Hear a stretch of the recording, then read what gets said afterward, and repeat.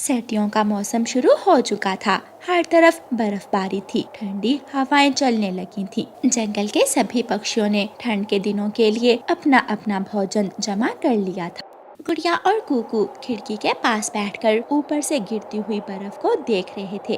गुड़िया, कुकू खिड़की बंद कर दो, बहुत ठंडी हवा है बाहर, आप बीमार पड़ जाओगे। अम्मा, बाहर का नजारा कितना सुंदर लग रहा है। मम्मा, बस थोड़ी देर देखने देना। कहा ना, कब से तुम दोनों खिड़की में बैठे हुए हो, बीमार पड़ जाओगे। खिड़की बंद कर दो।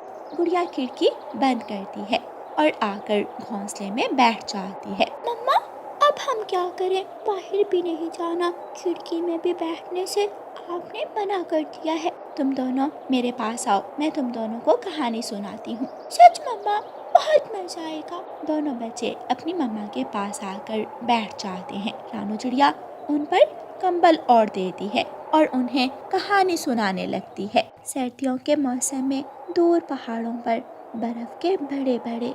अगर वो इधर आई तो मैं यहाँ नहीं रहूंगी। मेरी माँ का मेरे सिवा इस दुनिया में कोई नहीं है। वो बूढ़ी जान अकेली उस जंगल में कैसे रह सकती हैं? गोरी, इस बार तुम्हें मेरी बात माननी पड़ेगी। मैं जा रहा हूँ माँ जी को लेने, उनके लिए कुछ अच्छा सा बना लेना। इतना कहकर कालू कौवा वहाँ से चला जाता है। गोरी कौवी बुड़बुड़ाने लगती है। आ जाए जरा, ये भी टिकने नहीं दूंगी मैं उसे। गोरी कौवी गुस्से में चावल बनाने लगती है। मम्मा मम्मा, क्या आप दादू के लिए खीर बना रही हैं? हाँ, नीम के पत्ते डालकर बना रही हूँ खीर। खानी है तुमने? मम्मा, दादू इतनी अच्छी तो है, आप उनसे इतनी नफरत क्यों करती हैं? रुक जरा, तुझे तो मैं बताती हूँ। जग्गू वहाँ से भाग जाता है। आया बड़ा दादी का चमचा। चले माँ जी मेरे साथ, मैं आपको लेने आया हूँ। कालू बेटा, तुम्हारी पत्नी गुस्सा होगी, तुम मुझे यही रहने दो। क्यों गुस्सा होगी वो? मेरी माँ है, आपका ख्याल मैं नहीं रखूंगा तो और कौन रखेगा? आप बस चले मेरे साथ। कालू कौवा अपनी माँ को अपने साथ ले जाता है। गोरी बेटी, कैसी हो तुम? पहले तो ठीक थी, अब आगे का पता नहीं। क्या मतलब? कुछ नहीं माँ जी, छोड़े इसे, ऐसे ही कुछ भी बोल देती है। खाना लगाओ, माँ को भूख लगी होगी। गोरी कौवी मुंह बनाते हुए खाना लगा देती है। आ जाए, लग गया है खाना। कालू बेटा, मैंने चोंच तो धोई ही नहीं, मैं चोंच धो लूं। चले माँ जी, मैं भी आपके साथ चलता हूँ, मैंने भी चोंच नहीं धोई। वो सब चोंच धोने चले जाते हैं। गोरी कौवी माँ जी की प्लेट में ढेर सारा नमक डाल देती है। तुम्हारा जीना तो क्या, खाना पीना भी हराम कर दूंगी मैं। वो सब वापस आकर खाना खाने लगते हैं। इतना ज्यादा नमक गोरी खाना बनाया है या नमक? नहीं माँ जी, नमक तो बिल्कुल ठीक है, आपको ऐसे ही ज्यादा लग रहा है। गोरी कौवी रोने लगती है। जितना मर्जी कर लूं मैं इनके लिए, मगर इनको तो कुछ अच्छा लगता ही नहीं है। मैंने कितनी मेहनत से, शौक से, प्यार से इनके लिए खाना बनाया था। रोते हुए गोरी कौवी वहाँ से चली जाती है। कालू कौवा भी गोरी कौवी के पीछे चला जाता है। जग्गू बेटा, मैं रानू चिड़िया से मिलकर आती हूँ। दादू, मुझे भी साथ ले जाए, मैं कुकू और गुड़िया के साथ खेल लूंगा। ठीक है, आ जाओ। यूं ही दिन गुजरते गए। गोरी कौवी हर रोज कोई ना कोई चीज माँ जी के खाने में मिला देती। एक दिन गोरी की सास चिड़िया के पास जाती है और उसे सारी बात बताती है। माँ जी, ये तो बहुत गलत करती है गोरी। गोरी बहन को ऐसा नहीं करना चाहिए, इस गलती की तो उसे सजा मिलनी ही चाहिए। रानू चिड़िया माँ जी के कान में अपना प्लान बताती है और उसे एक जड़ी बूटी देती है। अब पता चलेगा इस गोरी को। अगले दिन जब वो सब खाना खाने लगते हैं तो कालू की माँ कहती है। कालू बेटा, जग्गू, तुम दोनों ने आज चोंच नहीं धोनी, जाओ और जाकर चोंच धो कर आओ। कालू कौवा और जग्गू चोंच धोने चले जाते हैं। गोरी बेटी, मुझे याद ही नहीं रहा तुम्हें बताना, रानू चिड़िया ने आज खीर बनाई है, कह रही थी ले जाना, क्या तुम जाकर ले आओगी खीर? हाँ हाँ माँ जी, मैं अभी जाती हूँ। गोरी कौवी वहाँ से चली जाती है। बूढ़ी कौवी माँ गोरी के खाने में वो जड़ी बूटी मिला देती है। रानो, लाओ, दो मुझे खीर। खीर? हाँ गोरी बहन, वो तो मैंने आज बनाई ही नहीं, चीनी खत्म हो गई थी। गोरी कौवी मुंह बनाकर वहाँ से चली जाती है। कौवों का परिवार मिलकर खाना खाता है। कुछ देर बाद गौरी कव्वी के पेट में गुड़गुड़ होने लगती है। हाय मेरा पेट, कालू जी मेरा पेट। गौरी कव्वी भागकर शौचालय जाती है। गौरी कव्वी कभी आती तो कभी जाती। कालू की माँ अपनी बहू को देखकर हंस रही थी। बहू, तुम्हारे पेट दर्द का इलाज मेरे पास है। पहले तुम मुझसे वादा करो, आइंदा मुझे परेशान नहीं करोगी। नहीं करूँगी माँ जी, कभी नहीं करूँगी। फिर गौरी की सास गौरी को दवा देती है और गौरी ठीक हो जाती है। फिर उस दिन से गौरी अपनी सास के साथ अच्छे से रहती है। प्यारे दोस्तों, इस कहानी को लाइक, अपने दोस्तों के साथ शेयर और चैनल को सब्सक्राइब करना बिल्कुल मत भूलना। आपका धन्यवाद। रानो चिड़िया की ऐसी कहानियाँ सुनने के लिए YouTube सर्च बार में रानो चिड़िया की कहानी लिखें या फिर ये बटन दबाकर बोलकर कहें रानो चिड़िया की कहानी। नूरपुर जंगल में मानो नाम का एक किसान चिड़ा रहता था। उसके पास एक गाय भी थी जिसको उसने अपने घर के बाहर बाड़े में बांधा हुआ था। उसकी पत्नी का नाम रानो चिड़िया था, जो चूल्हे में आग जलाए हंडिया बना रही थी। दरवाजे पर दस्तक होती है। अब इस समय कौन आ गया? मानो चिड़ा घर से बाहर निकलकर देखता है तो बाहर सेठ कालू कौवा खड़ा था। उसके साथ उसका नौकर था। सेठ कालू कौवा ब्याज पर रकम देकर उसको 4 गुना बढ़ाकर वापस लेता था। मानो, बहुत हो गई तुम्हारी नौटंकी। अब चुपचाप मेरे पैसे वापस लौटा दो। मैंने तो आपके सारे पैसे ही वापस चुका दिए थे, अब आप कौन से पैसे लेने आए? तुमने मेरे पैसे वापस चुकाने में देर कर दी, इसलिए तुम्हें अब मेरे पैसे 4 गुना बढ़ाकर वापस चुकाने होंगे। अगर तुमने मेरे पैसे वापस ना किए तो मैं अपने नौकरों से कहकर तुम्हारा सारा सामान उठाकर घर से बाहर फेंकवा दूंगा। थोड़ा सा समय दें, मैं आपके बाकी के पैसे भी चुका दूंगा। तुम्हारे पास सिर्फ 2 दिन का टाइम है। अगर मेरे पैसे ना आए तो भूल जाना अपने घर को। सेठ कालू कौवा ऐसे कहकर वहाँ से चला जाता है। मानो घर के अंदर जाता है। आप ही बताएं, ये जिंदगी कब बदलेगी?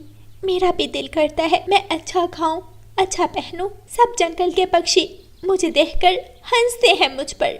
मुझे पता है रानो, तुम तकलीफ में हो, लेकिन मैं क्या करूं? सर पर कर्ज भी और करने को कोई काम नहीं। तुम फिक्र ना करो, आज मैं खेतों में जाऊंगा और कुछ ना कुछ लेकर ही वापस आऊंगा।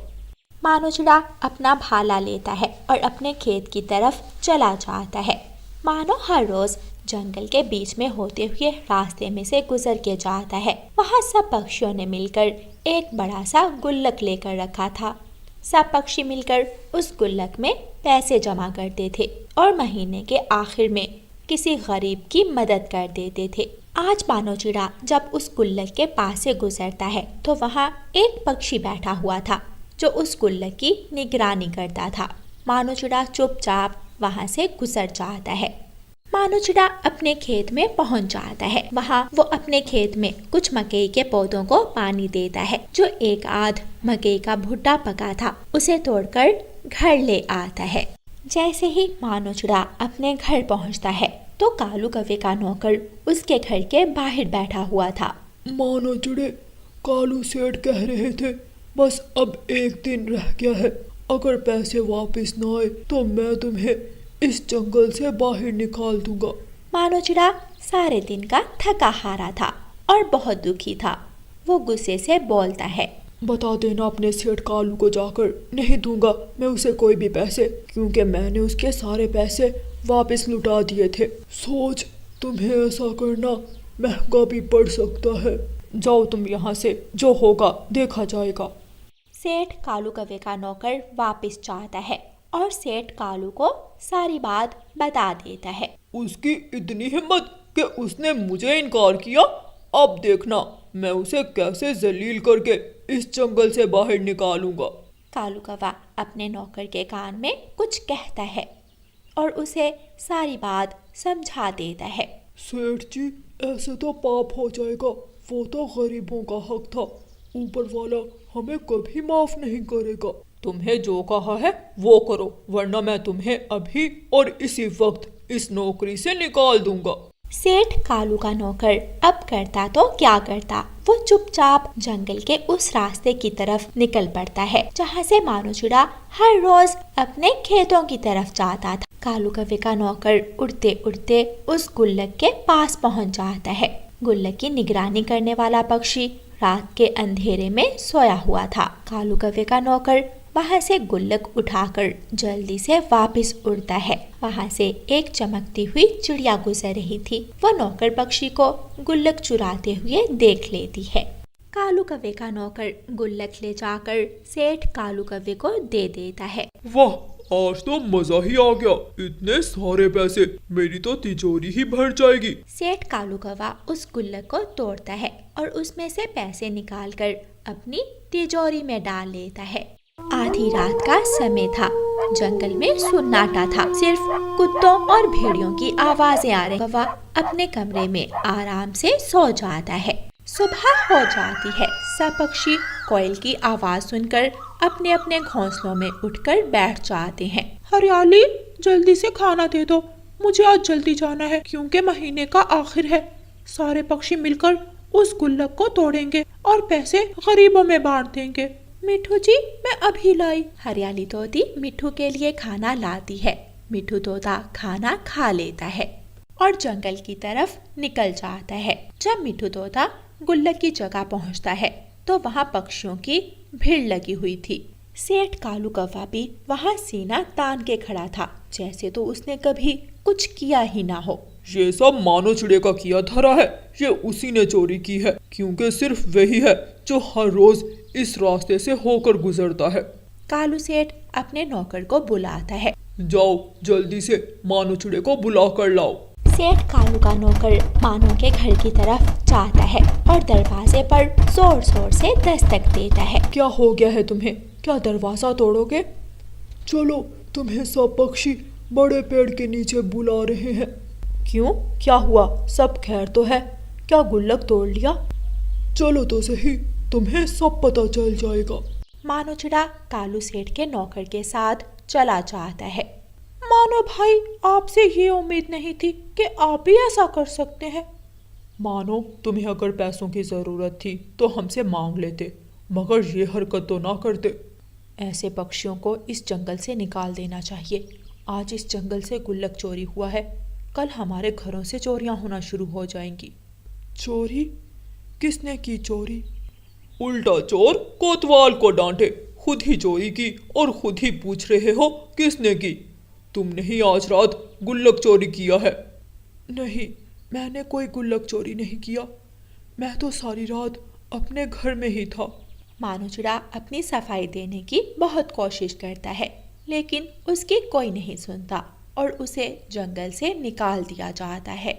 मानो चिड़ा उदास मन के साथ अपने घर जाता है और अपनी पत्नी को सारी बात बताता है। मानो जी, आप चिंता ना करें, उस काले कालू सेठ का अंजाम बहुत बुरा होगा। उसने हम गरीबों को बेघर किया। ऊपर वाला एक दिन उसको जलाकर राख कर देगा। मानो चिड़ा और रानो चिड़िया अपने घर से जरूरी सामान उठाते हैं और दूसरे जंगल की तरफ निकल जाते हैं। प्यारे दोस्तों, इस कहानी का अगला भाग देखने के लिए कल तक इंतजार करें और आपको ये वाला भाग कैसा लगा है हमें कमेंट करके जरूर। और प्यारे दोस्तों, इस कहानी को लाइक, अपने दोस्तों के साथ शेयर और चैनल को सब्सक्राइब करना बिल्कुल मत भूलना। आपका धन्यवाद।